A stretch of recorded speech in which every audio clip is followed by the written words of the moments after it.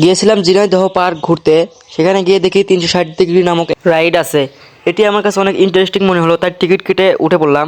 এই 360 ডিগ্রি রাইডে ওঠার আগে আমরা উঠেছিলাম অন্য একটি রাইডে, যেটার নাম আমার জানা নেই। মূলত এটি একটি চরকির মতো রাইড। রাইডে ওঠার সঙ্গে সঙ্গেই আমাদের রাইডটা স্টার্ট হওয়া শুরু করে দেয়। প্রথমে ভেবেছিলাম এই রাইডে হয়তো কিছু মজা হবে না, কিন্তু রাইডে ওঠার পরে যখন ধীরে ধীরে রাইডটা অন হওয়া শুরু করলো তখনই বুঝতে পারলাম এটা মজার একটি রাইড। এটি মূলত চরকির মতো ঘুরছিল এবং উপর নিচে হচ্ছিল।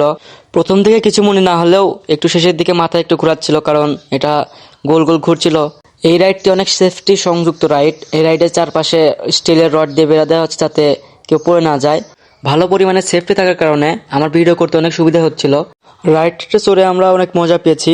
এই রাইডটি শেষ করে আমরা উঠে যাই 360 ডিগ্রি রাইডে। রাইডে ওঠার পরপরই আমার সেফটিগুলো ভালোভাবে আটকে দেওয়া হচ্ছিল। গত রাইডের তুলনায় এই রাইডের সেফটিগুলো অনেক ভালো, কারণ এই রাইডটা অনেক ভয়ঙ্কর।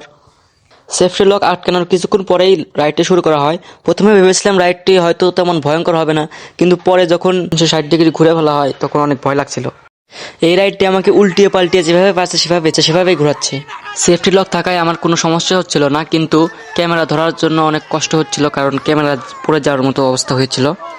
যতক্ষণ আমি ঘুরছি ততক্ষণ তোমরা ভিডিওতে লাইক কমেন্ট করে দাও এবং চ্যানেলটাতে একটা সাবস্ক্রাইব করে দিও। এই রাইডে চড়ে আমি সবচেয়ে বেশি মজা পেয়েছি। তোমরা যদি কখনো যাও তাহলে এই রাইডে অবশ্যই চড়বে। ধন্যবাদ।